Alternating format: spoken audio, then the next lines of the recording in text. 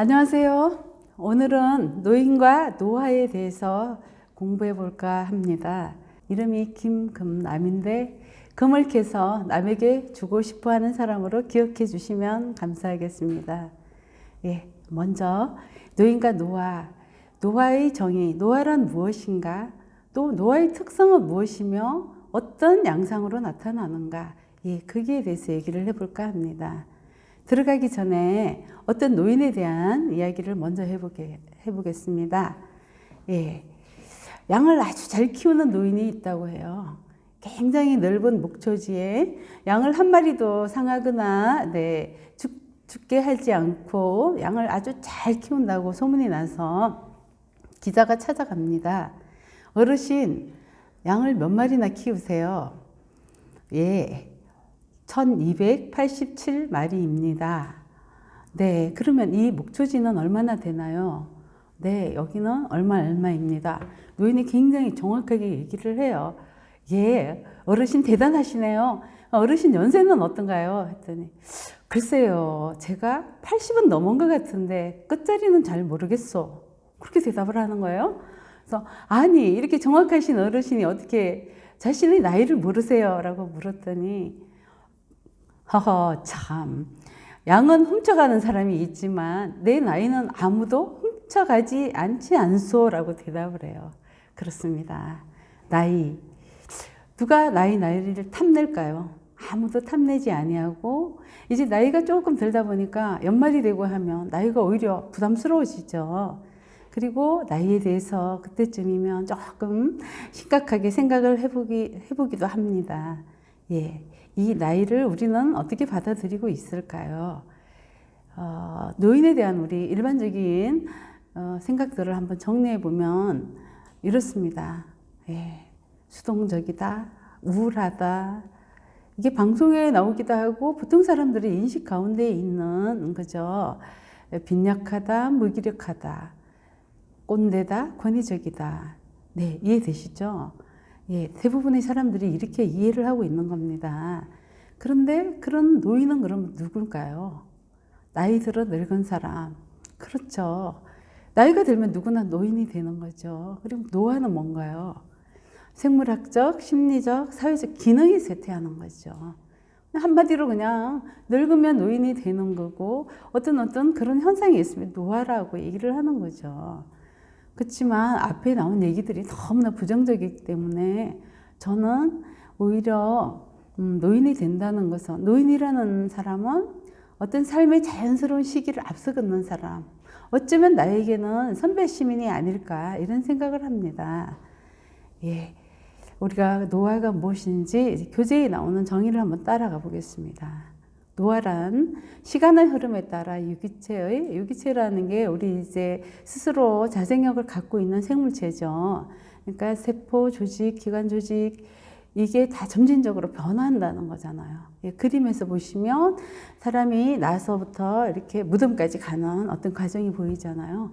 그러니까 이런 노화는 인간의 정상적인 성장과 발달 과정 전체의 한 부분이다. 그러니까 어떤 순간을 딱 잘라가지고 우리가 노화다 이렇게 얘기하지는 않잖아요.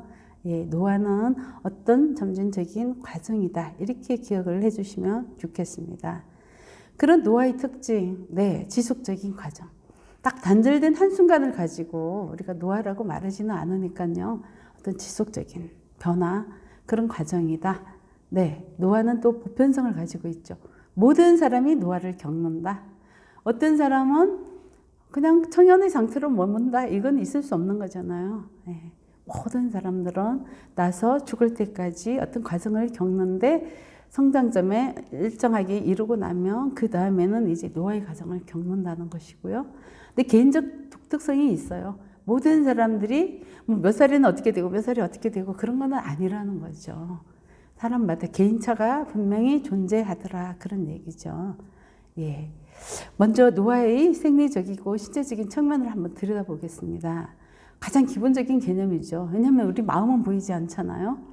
눈으로 보이는 게 허리가 굽었다, 걸음걸이가 느려졌다. 우리가 이제 그걸 보면서 저분이 이제 노인이시구나라고 생각하는데 육안으로 관찰 가능한 과정을 우리가 노화의 생리적인 측면이다. 이렇게 보는 거죠. 그러니까 어떤 유기체가 기능이 이렇게 최고조에 달할 때, 우리가 뭐 청장년 최고조에 달한 이후부터 이렇게 점차적으로 그 기능과 구조가 감퇴하는 그런 과정. 아주 여러 번 반복해서 말씀드리는데 점진적인 과정, 지속적인 과정 다 같은 말이죠. 그리고 노화의 속도와 질은 정말 개인적인 속성이지만 사회 문화적 환경에 따라서 차이가 있는 개별적 현상이고, 또 개인 내에서도 어떤 신체 기관에 따라 차이가 있죠. 동시에 이렇게 순환기계에 질병이 온다든지 동시에 모든 것이 갑자기 나빠지는 것이 아니라, 심장은 튼튼한데 신장이 나쁘다든가 이렇게 속도에 조금 차이가 있다는 거죠. 네, 생물학적 노화의 특성을 한번 살펴보겠습니다. 먼저 노화의 판별 기준이 있는데요. 모든 사람에게 보편적으로 일어나는 거죠. 그리고 생물학적 노화라는 것은 주 원인이 신체 내적인 것을 말하는 거죠.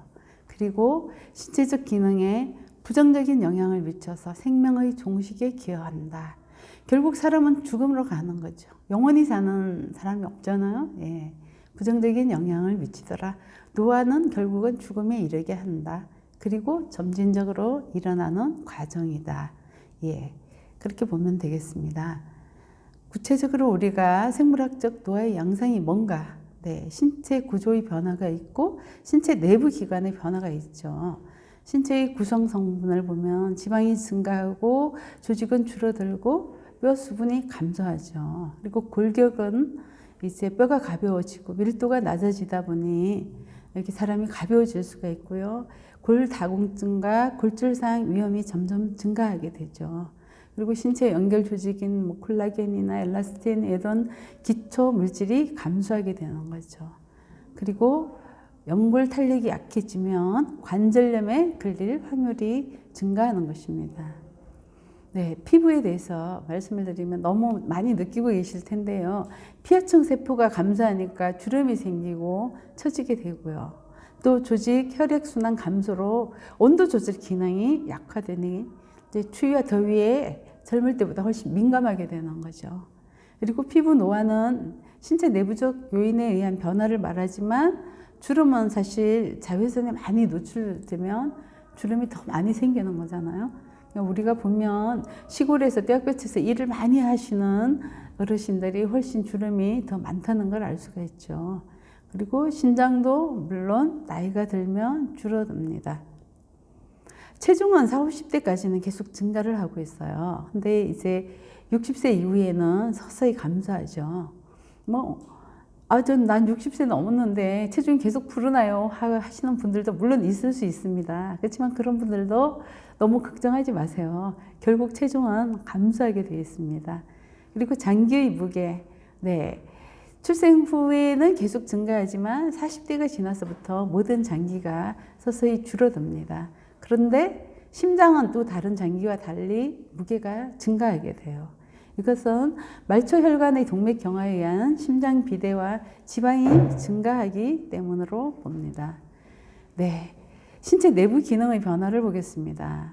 네, 소화 기능, 네, 치아가 좋지 않고 또 소화 효소량이 줄어들고 근육 약화에 의한 위의 연동 활동 약화되고 소화 기능이 감퇴하고, 네, 여러 가지 기능들이 점점 저하되는 거죠. 그리고 대장 기능이 저하되니까 변비 때문에도 고생을 하는 어르신들도 있습니다. 그리고 세포와 장기의 기능을 보면 세포는 점점 분열하고 또 생성이 돼야 되는데 세포가 사멸하고 분열을 정지하게 되다 보니까 세포 수가 감소하죠. 그리고 장기 기능 저하로 노화가 촉진됩니다. 호흡. 네, 나이가 들면 호흡이 조금 젊은 때보다 많이 딸리는 걸 느끼실 거예요.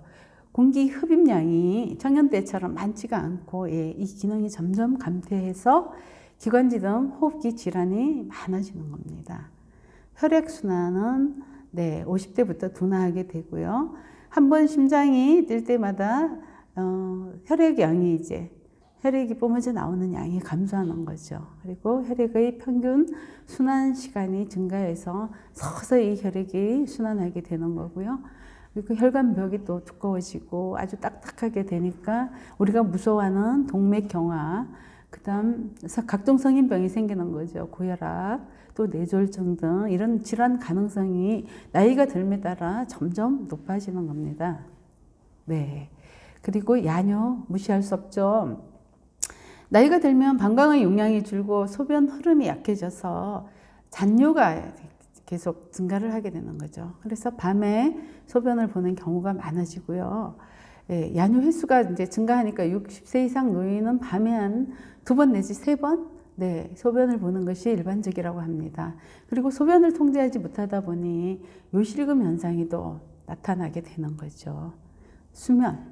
네, 수면이 굉장히 중요하죠. 네, 60세 이후에는 수면 양도의 시간이 급격히 감소해서 6시간 정도 수면을 취하게 된다고 합니다. 사실 5, 6시간 정도의 수면도 취하지 못해서 괴로워하는 분들이 더 많죠. 네, 깊은 잠을 자지 못하니까 불면 현상이 생기고요. 이 불면의 원인에 대해서 한번 살펴보면요. 렘 수면이 일단 줄어들기 때문이라고 합니다. 렘 수면이라는 것은 수면 초기에 우리가 잠이 들었는데도 뭐 눈을 깜빡이다든가 그럴 때는 뇌 활동이 증가하고 있는 거거든요. 이 수면이 줄어들고 또 아주 깊은 잠, 스파 수면이 또 감소한다고 합니다. 스파 수면이 있어야 뇌 활동이 이제 휴식기를 갖게 되는데요. 이럴 때 이제 그 스파 수면이 줄어들면 깊은 잠을 자지 못해서 굉장히 힘들어 하거든요. 근데 숙면을 못하는 이유를 살펴보면 낮에 활동이 이제 부족하니까 스파 수면이 이제 점점 줄어들게 되더라. 그래서 노인들은 오히려 낮 활동 시간을 조금 늘리는 것이 밤에 깊은 잠을 잘 수 있게 된다고 합니다. 그래서 혹은 수면제를 복용하면 도움을 받을 수 있겠는지 많은 사람이 질문을 하는데 사실 수면제는 크게 도움이 되지 않아요. 이게 약이라는 게 항상 내성이 있잖아요. 그래서 계속 복용하게 되면 습관이 되기 때문에 수면제 복용은 권하지 않습니다. 그리고 낮잠은 또 밤에 부족하다 보니까 사람들이 또 낮잠을 좀 자서 이렇게 보충하고 싶어 하는데 낮잠을 또 많이 자면은 스파 수면을 감소시켜서 악순환이 초래된다고 합니다. 그리고 수면 중에 또 무호흡이 증가하게 되고요. 수면을 유도하는 물질을 멜라토닌이라고 하죠. 멜라토닌 분비도 저하되고 이게 다 불면의 원인이거든요. 그래서 원인을 알면 치료 방법도 있으니 이 불면의 원인을 좀 잘 생각해 보시는 게 좋을 것 같습니다. 네, 제가 잠빗이라는 얘기를 듣고요. 잠빗을 지지 말라는 이 얘기를 꼭 하고 싶어서 여기 넣었습니다. 우리가 그 빗이 많으면 파산하게 되잖아요. 근데 잠도 마찬가지예요. 잠을 계속 이렇게 빚지게 되면 어느 순간에 이제 몸이 다운된다고 합니다. 잠빗이 늘어나면 아주 정신적으로 피로해지고 집중력이 떨어지고 기억력 떨어지고 판단력에 착오를 일으킨다고 해요. 그리고 운동 감각 기능의 부조화가 일어나고 면역력 떨어지고 신체의 모든 기능에 저하가 발생한다고 그러고요. 실제로 교통사고와 이 산업 현장에서의 사건 사고는 전날 숙면을 하지 못해서 생기는 경우가 굉장히 많다고 합니다. 혹시 그럼 내가 잠빗에 걸려 있는 게 아닐까라고 생각할 때 이 의심 증상은 평소대로 잤는데 낮 시간에 너무 졸리고 피로한 거예요. 그러면 내가 잠빗이 쌓여 있구나라고 생각해 봐야 될 것 같습니다. 그리고 주말과 휴일에 평일보다 계속 잠을 자고 또 자도 주말에 너무 많은 잠을 자게 된다. 이것도 잠빗이 쌓여서 그렇다고 보는 거죠. 이런 잠빗은 사실은 한 번에 갚으려고 하지 말고 조금씩 갚아 나가는 게 좋을 것 같습니다. 네. 그리고 네. 지금까지 우리가 노화의 그 신체적 측면을 봤잖아요. 심리적 측면에 대해서도 한번 생각을 해보겠습니다. 사실 심리적 노화의 특성이라는, 우리가 심리라고 할 때는 사실은 인간은 이제 환경 속에서 어떤 사물이나 현상을 감지하고 또 생각하고 반응하며 또 목적이 있는 행동을 하는 실체잖아요. 그러니 인간의 어떤 노화나 모든 뭔가를 생각해 볼 때 심리적 변화 검토가 굉장히 중요하다는 얘기죠. 이 심리적 노화의 양상을 살펴보면은 감각 기능, 또 지각 기능, 정신 기능, 이 성격이 변화한다는 것을 알 수가 있습니다. 먼저 심리적 노화의 양상 중에 감각 기능이 어떻게 변하는지 한번 살펴보면, 감각 기능이라는 것은 우리가 보고 듣고 냄새를 맡고 만져보고 이게 다 감각 기능이잖아요. 근데 뇌는 이런 정보를 이제 다 수집하는 거죠. 이 감각 기관을 통하여 뇌가 수집을 하게 되는 거잖아요. 그러니까 여기서 우리가 시각 어떻게 변하는지, 수정체의 섬유질이 계속 증가하면 백내장이 이제 생기는 거죠. 시야가 뽀얗게 흐려지는 거죠. 그리고 안압이 상승하면은 시신경 기능이 부분적으로 저하돼서 아주 심하면 실명에 이르게 되는 녹내장이 증가하는 거죠. 녹내장 굉장히 무서운 것 같아요. 그리고 어르신들은 색깔 감지 능력이 조금 달라진다고 합니다. 수정체가 색깔이 조금 더 노랗게 변하기 때문에 노란색, 주황색, 빨강색은 금방 감지가 되는데, 파란색, 녹색, 초록색 이런 색깔은 거의 조금 감지하기가 어려워진다고 합니다. 그리고 어두움과 밝은 변화에 금방 적응이 안 돼서 좀 수능이 더뎌지고, 또 깊이와 거리를 눈으로 판단하는 능력이 약화된다고 합니다. 그래서 평소에 잘 다니는 길이고 익숙한 집안인데 거기서 넘어지는 일이 생기는 거죠. 이 깊이와 거리가 눈으로 갑자기 딱 감지하는 이 기능이 떨어지다 보니 그럴 수 있다는 겁니다. 네, 다음으로 청각은 고음 감지 능력이 약해지고요. 물론 뭐 노인성 난청도 증가하지만 이명 현상이 청년층에 비해서 4배나 증가한다고 합니다. 그리고 혀 표면의 변화로 이제 미각이 감소하고요. 또 위축 현상이 일어나게 됩니다. 그 후각을 이렇게 냄새를 우리가 맛있는 이렇게 빵 굽는 냄새, 뭐 전을 부치는 냄새, 이런 냄새를 맡으면 굉장히 식욕이 막 생기잖아요. 근데 이제 후각이 약화되다 보니 식욕을 상실하게 되고, 더 위험한 것은 가스 냄새를 못 맡으면 안전에 위협이 됩니다. 그래서 후각 부분도 이제 약해지다 보니까 어떻게 하면 좀 이렇게 입맛을 잃은 어르신들한테는 조금 향료 같은 거를 조금 첨가하는 것도 괜찮다고 합니다.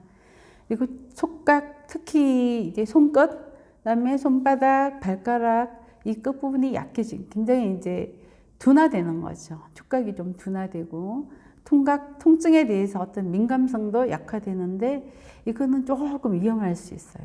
응급 상황이 왔는데, 이게 민감성이 떨어지다 보면은 조금 느리게 반응을 하게 되고, 느린 조치를 할 수밖에 없는 거죠. 네. 다음 지각 기능이 어떻게 변하는지 보면, 지각 기능은 이제 감각 기관에 의해서 수집된 정보, 또 자료를 우리가 의식적인 수준에서 처리하고 평가하는 기능이잖아요. 근데 이런 기능이 이제 정보를 해석하고 추리하는 과정, 정보에 대한 반응 속도 이런 게 조금 느리다 보니까 지각 기능도 결국은 퇴보하게 되는 거죠. 다음으로 또 정신 기능 한번 살펴보겠습니다. 지능. 사실 지능은 연구 결과는 대부분 뭐 70 중반 이전에는 나이가 든다고 해서 지능이 막 저하고 그렇지는 않다고 합니다. 지능이라는 것이 워낙 다양한 요인들이 이제 유교적으로 어떤 구조를 이룬 그런 정신 능력이기 때문에, 지능에 대해서는 특별히 막 떨어진다는 그런 연구 결과는 없다고는 하지만, 그래도 조금 지능에서 유동성 지능과 결정화된 지능이 조금 달라지는데요. 유동성 지능이라 하면 이제 어떤 선천적인 능력, 뭐 추리 능력, 도형 지각 능력, 기억 용량 뭐 이런 것을 다 포함하는 선천적 타고나는 영역인데요. 성인 초기까지는 어떤 이렇게 절정에 달했지만 연령이 증가하면 서서히 감퇴한다고 합니다. 반면에 결정화된 지능이라는 것은 우리가 경험하고 또 교육, 훈련에 의해서 뭐 언어를 이해한다든가 어떤 개념을 형성한다든가 논리적인 어떤 추리력 이런 것은 이제 우리가 교육에 의해서 많이 취득하게 되는 능력인데요. 이런 것은 나이가 들어도 증가한다고 합니다. 그러니 우리가 이제 공부를 할 이유가, 나이가 아무리 들어도 이제 공부를 할 이유가 충분한 거죠. 네. 다음에 또 학습 능력, 네, 앞에 지능하고 또 연결해서 학습 능력에 대해서 살펴보면 학습 능력 또한 노화와 더불어서 저하된다고 알려졌지만 연령적 요인이 어느 정도 학습 능력을 약화시키는지 이거는 불분명하다고 합니다. 따라서 우리가 노인들이 학습 능력 향상을 위해서는 충분한 학습 시간을 주고 또 의미 있고 분명한 학습 과제를 주고 또 구체적이고 조작적인 학습 내용 그리고 학습 결과에 대한 적절한 피드백을 준다면 학습 능력이 충분히 향상된다고 합니다. 기억력은 아무래도 기억력은 좀 떨어지는 거죠. 퇴화된 뇌세포가 재생되지 못해서 최근의 정보 처리 과정에 더 많은 문제를 일으키고 그래서 과거보다 최근의 일을 더 기억하지 못한다고 합니다. 사실 이 뇌세포가 계속 재생이 돼야 최근의 정보도 이렇게 활성화될 텐데 오히려 이 과거에 한번 저장됐던 것을 잃어버리는 것보다 최근의 일들을 더 많이 기억하지 못한다는 거죠. 그리고 보는 것보다 듣는 것의 기억력이 훨씬 뛰어나다고 해서 또 어르신들에게는 또 청각을 활용한 그런 교육이 더 필요하다고 볼 수 있겠습니다. 네, 다음으로 정신기능의 변화 중에서 본능적 욕구에 대해서 말씀드리겠습니다. 식욕이 물론 뭐 개인차가 있죠. 근데 이제 배고픔을 젊은 사람보다 조금 더 오래 참는다고 하고요. 식욕 자체는 좀 약한 편이지만 뭐 그래도 그것도 개인차가 당연히 있습니다. 성욕, 네. 남녀 모두 이제 성욕이 줄어들어서 성행위 자체는 줄지만 사실 완전히 없어지는 것은 아니라고 합니다. 그래서 나이가 들어도 연애를 즐기는 사람도 많은 거죠. 예. 활동력에 대해서 살펴보면 연령이 증가함에 따라 활동 욕구가 좀 줄어들기는 해요. 그렇지만 사실 또 따지고 보면 신체 에너지가 조금 줄어들다 보니까 활동을 못하는 경우가 많다고 합니다. 정서의 변화를 살펴보면요. 감정 표출 능력이 저하되는데요. 하지만 또 연령 증가에 따른 것보다는 사실 감정 표출을 덜 한다는 것은 우리 사회의 그 어떤 문화적 요인이 좀 더 크고요. 우리 사회가 지금 유교적 전통을 지키는 사회잖아요. 아직은 그렇습니다. 그러다 보니 나이가 들면 점잖아야지. 나이 든 사람 왜 이렇게 말이 많아? 뭐 가만히 계셔요. 뭐 이런 것 때문에 어떤 사회적 압력에 이제 순응한 결과로 감정을 덜 표출하기도 한다고 합니다. 네, 다음으로 이제 그 나이가 들에 따라서 어떤 성격의 변화를 살펴보자면, 네, 성격이 많이 변하죠. 여기 9가지나 있습니다. 네. 첫째, 그 우울 성향이 증가한다고 하죠. 그건 뭐 여러 가지 요인이 있죠. 뭐 질병에 또 많이 노출되고, 뭐 배우자가 사망한 주변 사람들, 친구들이 조금 없어지고, 경제 사정이 조금 더 약화되고, 또 사회로부터 고립이 되죠. 옛날에 많이 내 주변에 많았던 친구들, 또 주변 지인들, 동료들이 또 많이 없어지기도 하고, 그러다 보니까 고립된 느낌을 가질 수 있고, 그러다 보니 불면증, 또 아주 좀 무감각해지기도 하고, 분노감, 증오심, 또 타인을 향한 그런 마음이 들 수도 있고, 체중도 감소하고, 이러다 보니까 점점 우울 성향이 증가하는 거죠. 그리고 또 내향적이고 수동적으로 변하기도 합니다. 이게 외부로 향했던 많은 관심들이 내적 측면에 또 관심과 주의를 기울이게 되고, 어떤 문제를 능동적으로 이렇게 해결하던 것을 이제 점점 이제 누군가 해결해 주기를 바라는 그런 의존성이 증가하기 때문입니다. 그리고 많이 경직이 되죠. 어떤 새로운 것을 이렇게 말랑말랑하게 받아들이지를 못하다 보니 나한테 익숙한 습관적 태도, 방법 이것만을 계속 고수하게 되죠. 그러다 보니 이제 노인이 되면 고집이 세다, 뭐 이런 얘기들, 보수적이다 이런 얘기들을 많이 하게 되는 거고요. 그리고 자신감이 조금 줄어들다 보니 자꾸 확실한 것을 추구하게 되는 거죠. 이렇게 하는 거 맞아? 이렇게 어르신들은 자꾸 물은 걸 또 묻고 자꾸 확답을 받고 싶어 하는 게 있거든요. 그리고 또 삶에 대한 어떤 회상의 경향이 생기고, 그 과거를 이제 자꾸 회상하다 보니까 남은 시간에 대해서 어떤 옛날에 내가 이건 해결하고 죽어야지, 뭐 새로운 어떤 해결을 시도한다든지, 또 삶에 대한 어떤 의미를 이렇게 발견하려는 그런 욕구가 증가하기도 합니다. 그리고 친근한 사물에 대한 애착이 증가하죠. 그러니까 어른들이 이제 뭔가 오랫동안 써오던 물건이나 이런 걸 버리지 못하는 것도 네, 어떤 애착 때문이기도 하고, 그런 또 애착이 또 마음의 평온을 가져다 주기도 합니다. 그리고 이제 시간을 보는 시간 전망의 변화가 있는 거죠. 과거에 대한 회상에 또 집중하기도 하고, 그러다 보니 아주 또 그 삶에 이렇게 정리를 하거나 남은 시간이 많지 않다고 생각하다 보니 아주 과도하게도 미래지향적으로 변하기도 합니다. 그리고 내가 이거를 남겨야지, 이 정도는 뭔가 자손들에게 아니면은 내 삶의 업적을 어떤 걸 남겨야겠다라는 유산을 남기려는 어떤 경향이 생기기도 합니다. 그리고 의존성이 증가하는데, 이는 어떤 경제적인 약화, 또 그다음에 신체적으로도 약화가 되다 보니 남에게 의존하게 되고, 사실 신체적 의존성이 생기다 보니까 자존심이 조금 상하기도 합니다. 그리고 사회적으로 또 그런 사회적으로도 내가 예전보다 이렇게 내가 주류 사회에 있다가 점점 주변으로 밀려난다고 생각하다 보니 의존성이 증가하기도 하는 것입니다.